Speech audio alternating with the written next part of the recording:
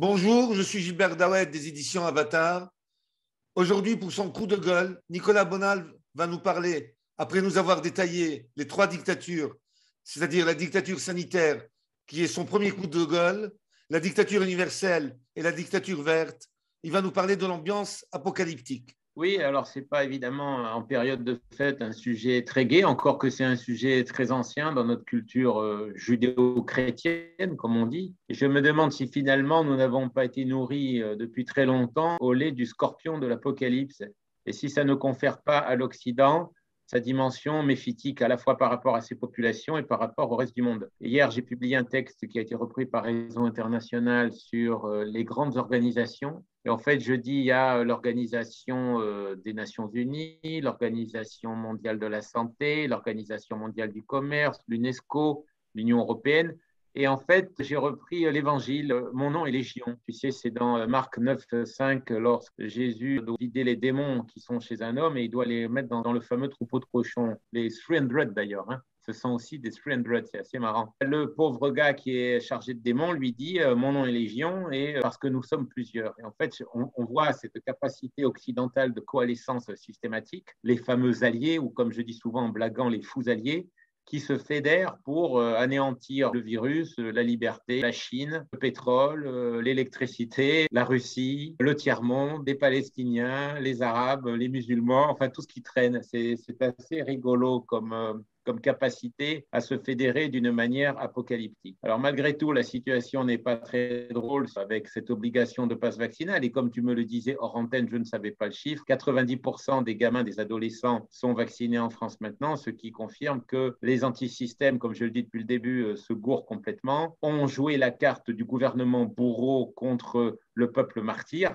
Et c'est un contresens total qu'il ne fallait pas faire. Et évidemment, il n'était pas question de parler de stratégie intelligente à partir du moment où les martyrs étaient les premiers collabos. C'est comme si il faudrait refaire l'histoire de Sainte-Blandine. Donc, les conditions apocalyptiques, je les résume. Il y a la catastrophe du Covid et la peur de quatrième vague, cinquième vague, sixième vague, septième vague. On a aussi une catastrophe économique. J'ai quand même mis un peu de côté la question de l'épuisement des ressources. J'ai des copains qui m'ont parlé, qui sont des savants hommes et qui me disent en fait, on a saccagé la recherche pétrolière depuis 15 ans déjà en Occident. Donc évidemment, ça n'aide pas à faire ça. Et on aurait de toute manière, même si c'était cher cette recherche pétrolière, tous les moyens de la financer, puisqu'on arrive à financer avec des déficits extraordinaires n'importe quoi en Occident, 50 guerres à la fois, 60 000 associations, 20 millions de retraités en France, donc pourquoi pas financer la recherche pétrolière. On a ce risque de génocide à terme avec la volonté de dépopulation qui n'est pas du tout une théorie de complot, mais comme je dis toujours, une théorie de la constatation, avec les milliardaires qui veulent à court terme faire baisser la population de 1,5 milliard. Alors on peut me répondre, et on aura raison, que pour l'instant, ils n'ont jamais rien fait cela. Il y a les risques de guerre contre la Chine et la Russie. Alors, est-ce que c'est un bruit de botte authentique ou est-ce que c'est simplement une ressucée de 80 ans de guerre froide, parce qu'il ne faut pas non plus rêver, ça fait 80 ans qu'on nous fait croire qu'on va faire la guerre avec la Russie, et puis elle n'arrive jamais, le fameux texte de Churchill qui nous avait entraînés dans la Deuxième Guerre mondiale, il nous entraîne immédiatement dans la guerre froide. Alors j'insiste sur Churchill parce qu'il y a pas mal d'imbéciles qui le mettent en exemple, qui le mettent en exergue. Churchill, c'est toujours une merveille, comme De Gaulle, sans avoir regardé de près ce qu'ils ont pu faire. Et enfin, il y a cette montée du totalitarisme, non seulement sanitaire, mais surtout informatique, avec le puçage, le code QR. Et apparemment, on a l'impression que les gens sont très contents. Alors, j'ai un lecteur très cultivé, très gentil, qui est camerounais, je crois qu'il s'appelle Serge Lundu, qui m'a envoyé un livre que tu connais peut-être, que moi je ne connaissais pas, de deux Italiens très savants, qui s'appellent Della Luna et Cioni. C'est sur les neuroesclaves. Ça a été publié il y a une dizaine d'années. Et le livre est assez proche de moi, assez proche de mes idées, c'est-à-dire qu'il est très pessimiste, il est très réaliste, il voit les gens comme un éternel troupeau qui aime se faire bassiner, que ce soit par Moïse, par De Gaulle, par Bonaparte dont se réclame Zemmour, par l'Église catholique, par tout ce qui peut aussi chasser les hérétiques, comme aujourd'hui on chasse, comme tu le sais, les non-vaccinés. Donc tout cela m'a beaucoup intéressé. Je donne la référence, parce que je les trouve en PDF, comme toujours sur Internet, c'est Della Luna et bien sûr Cioni, donc euro-esclave. Alors l'Apocalypse, je voulais en parler un petit peu parce qu'il y a des données qui se rapprochent en effet du texte de l'Apocalypse, mais je crois qu'à toutes les époques, chacun a cherché son Apocalypse et chacun a cherché à produire les preuves qu'il vivait vraiment l'époque de l'Apocalypse. Chacun, finalement, rêve de vivre la dernière époque du monde. Ça me paraît assez frivole comme considération, mais hélas, c'est authentique. Alors, on a le scorpion avec ses piqûres, donc évidemment comme image du vaccin. On a le cheval livide qui amène la mort. Et en grec, ça se dit chloros. Alors évidemment, on pense à chloroquine et tout ça. Et enfin, on a dans Apocalypse 7.3 un élément qui, moi, me plaît beaucoup. Je vais le lire parce que je n'ai plus aucune mémoire des textes comme quand j'étais jeune. Ne faites pas de mal à la terre, aux arbres, à la mer, jusqu'à ce que nous ayons marqué du sceau le front des serviteurs de Dieu. Ça m'a fait trembler, tu vois, comme des fois tu lis un passage comme ça d'un texte célèbre ou mythique et puis tu te dis, mon Dieu, qu'est-ce que c'est fort. Donc ne faites pas de mal à la terre, aux arbres, à la mer. Là, on est dans le commandement écologique. Gaïa, ne plus toucher la terre. Tu sais que Jeff Bezos veut même nous faire vivre dans l'espace. Et on est devenu des impurs. On est en contact avec la terre, on la souille. Là, on rejoint ce que j'ai écrit dans mon Internet Nouvelle Voie Initiatique que tu m'as complaisamment réédité et qui est un excellent livre, je pense, qui a été traduit, commenté, qui a fait la une du Monde des livres. Il a été traduit au Brésil. L'inventeur de la notion de cyberspace, c'est William Gibson. Et Gibson parlait de la viande. Et en effet, il y a une espèce de mépris ontologique maintenant par rapport aux élites vertes qui commandent la planète, par rapport à la viande que nous sommes, puisque nous sommes pauvres et que nous ne circulons pas en jet, et que nous polluons trop. Et il y a cette espèce de volonté théologique presque d'élimination des produits impurs qui encombrent la Terre. Ça, c'est donc le premier élément pour l'Apocalypse. Après, il y a les éléments liés à la recherche de qu'est-ce que ça peut être l'Apocalypse à notre époque. Donc, on me disait, ça peut être une idole. Et je trouve ça assez juste. C'est-à-dire, en fait, une machine, ça peut être le fameux ordinateur HAL 9000 de notre ami Kubrick, à qui j'ai consacré un livre.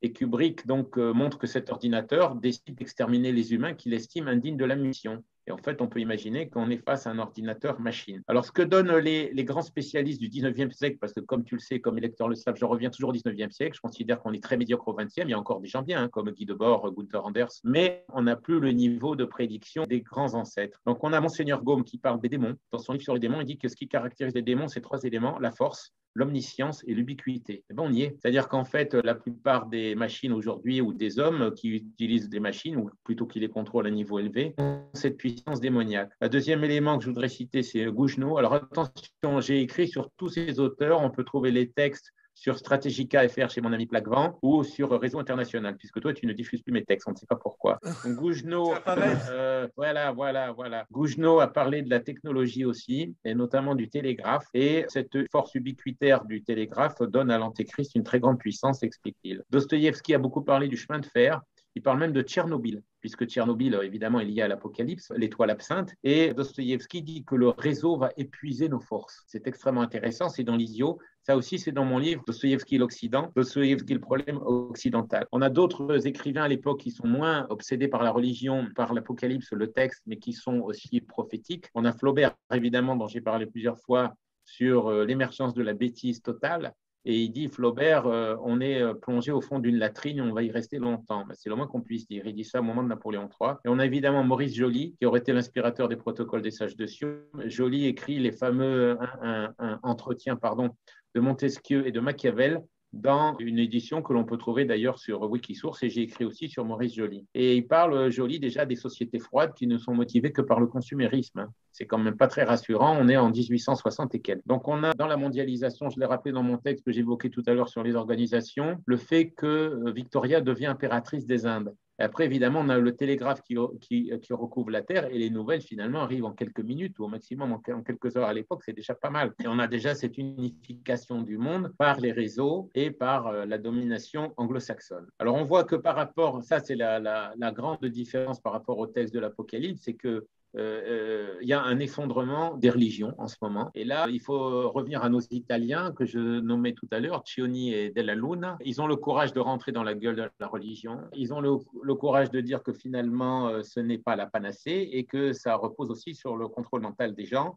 et sur le fait que, on peut le dire aujourd'hui, le covidisme est une religion, il a ses prêtres, il a sa doxa, il a sa pratique, il a son baptême, il a sa confession et maintenant il a ses persécutés et ses parias et ses hérétiques comme toute bonne religion, ou ses hors caste comme on dirait en Inde. Les non-vaccinés ne sont pas du tout des résistants comme ils le croient, mais essentiellement ça va être ou devenir des parias ou des gens qui n'auront aucun droit. Comme disait Nietzsche qui s'en moquait dans un de ses meilleurs livres, Le crépuscule des idoles, Nietzsche parle des Chandala. Et les Chandala n'ont absolument aucun droit en Inde dans la société. Les intouchables. On avait donc aussi, il faut bien le dire, au 19e siècle, des grands saints ou des grands écrivains qui avaient vu la trahison de l'Église, incarnée par Bergoglio, qui est le pape vert, le pape des élites milliardaires et le pape de la destruction de la tradition. On avait Sainte Catherine Emmerich, on a des prédictions de Sainte-Dame de Notre-Dame de la Salette, on a Léon Bloy aussi qui en parle très bien avec le peuple prodigieusement imbécile. Et on a évidemment, Léon Bloy d'ailleurs remarque qu'on assiste aussi à l'émergence d'un troupeau catholique. Il le dit dans son journal à propos de la Salette.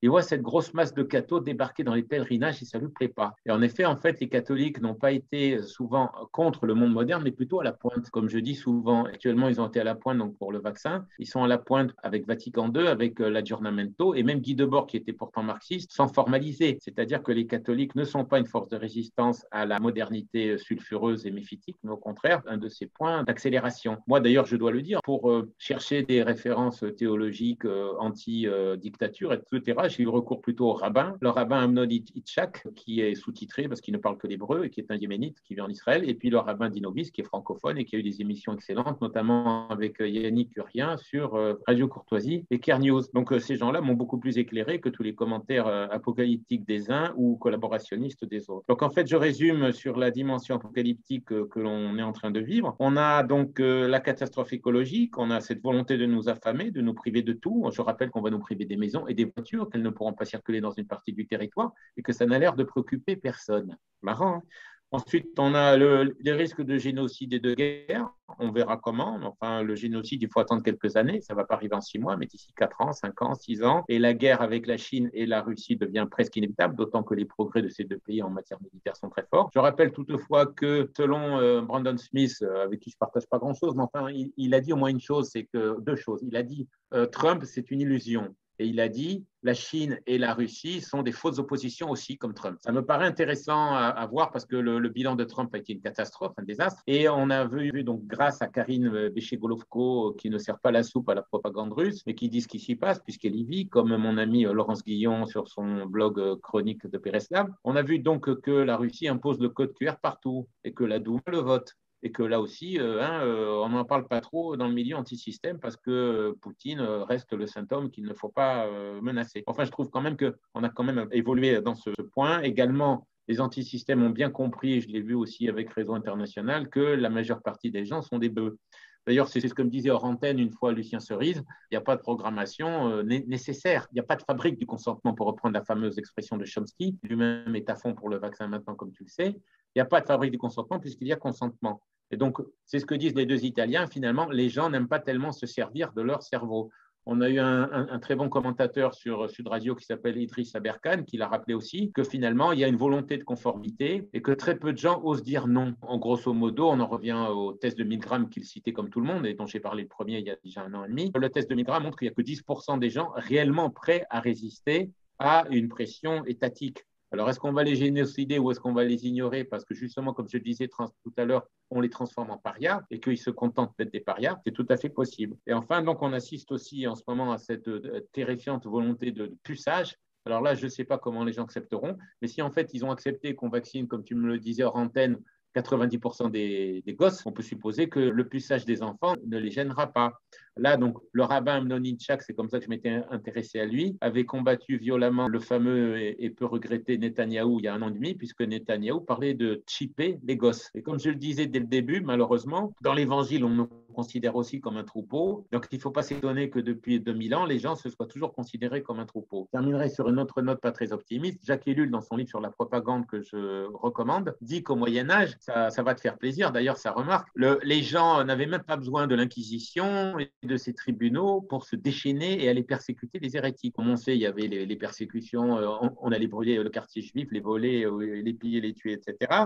On faisait ça avec d'autres types d'hérétiques. On poursuivait les cagots et il y avait plein de gens qui étaient victimes, en effet, de la persécution villageoise. Eh bien, on y est revenu, ou on ne l'a jamais vraiment quitté. En 1793, on a persécuté des millions de Français, qu'ils fussent vendéens ou aristocrates, ou restés chrétiens réfractaires. En 1870, on a commencé à persécuter les catholiques en France et on n'a pas arrêté de le faire jusqu'à la loi de séparation de l'Église et de l'État. C'est ce qu'on appelle la laïcité. La laïcité n'a jamais autre chose que la lutte contre le cléricalisme. En 1940, on a persécuté encore les Juifs. En 1944, on a fait des comités d'épuration et on a liquidé 100 000 Français. Donc, il n'y a rien de nouveau sous le soleil dans ce pauvre pays de France. Et ce n'est pas pour rien que j'ai fait cette émission sur l'exception française qui, j'espère, en a ouvert l'esprit à certains. Voilà, j'ai terminé. Je fais un bref rappel de mes livres, comme je fais à chaque fois. Donc, il y a le livre que tu m'as édité, Céline, La colère et les mots, qui me paraît très important parce que j'ai fait une synthèse de les bonnes raisons pour détester le monde moderne, au-delà évidemment de l'antisémitisme, c'était vraiment pas mon sujet, de détester la France profonde qui commence à nous les brouter menus et de montrer les raisons de l'aliénation moderne. Et en fait, je reliais Céline à des grands écrivains contestataires du 19e siècle ou même avec Bernanos,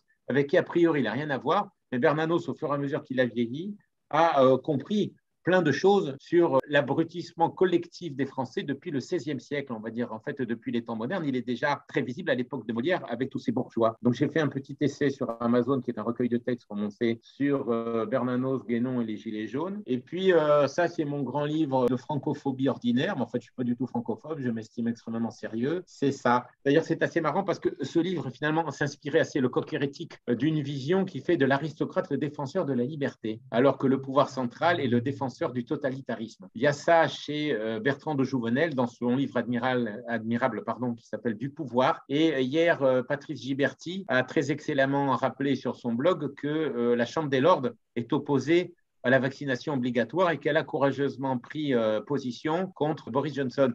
Alors qu'en France, on n'a pas ça, on n'a pas cette culture aristocratique de la liberté. On l'a eu un peu au début du 19e siècle et puis on l'a complètement perdu. Et il y en a certains qui tapent toujours sur les anglo-saxons, il ferait bien de s'occuper un petit peu des Français. Et enfin, donc, mon livre qui annonce le camp de concentration électronique, celui que tu m'as réédité aussi, qui a été publié il y a 20 ans, Internet et la nouvelle voie, et j'allais dire électronique ou initiative. Voilà, je te laisse tranquille, mon cher Gilbert, si tu as des questions à me poser, je suis tout oui. Je pense qu'on va laisser tous nos auditeurs tranquilles, vu que c'est la dernière émission de l'année. On en profite pour leur souhaiter, malgré tout le pessimisme et ce qui se passe, un joyeux Noël et une bonne année. Et on leur donne rendez-vous à l'année prochaine. Les auditeurs ne sont pas non vaccinés, hein, donc il y en a certains qui sont vaccinés et qui ont un intérêt purement intellectuel dans ce que je viens de dire. Quant à savoir comment résister concrètement par rapport à ce qui va se passer pour les non vaccinés, qui peut le dire? C'est ce que je disais à Piero San Giorgio, il est impossible de concevoir le plan survivalisme parce que trop de scénarios peuvent se dérouler. Alors on peut être prudent, on peut faire des stocks, on peut faire ci, on peut faire ça, on peut un peu se couper du monde, pourquoi pas, mais on ne peut pas tout prévoir. Et le système a montré que jusque-là, face à l'absence de résistance, il peut aller très loin. Oui, mais si tu vis en France et tu es actif, et si la nouvelle loi qui va transformer le pass vacciné. Le pass sanitaire, voilà, on passe vaccinal à partir du 5 janvier. Là, il y a un autre problème. Tous les vaccinés ne meurent pas. C'est ça le problème avec les antisystèmes. On ne l'a pas compris, c'est dommage. Le problème du vaccin obligatoire était juridique et métapolitique et philosophique. Il n'était pas sanitaire pour moi. On l'a mis là encore sur le plan sanitaire et on s'est trompé, tout comme on s'est trompé quand on a dit que le peuple était victime d'un gouvernement bourreau. C'est encore des bêtises. Alors évidemment, je me mets à dos tout le monde, mais je m'en fous. Comme j'ai raison, je continue. Ben voilà, c'est la parole de la fin. Ciao, bonne fin d'année.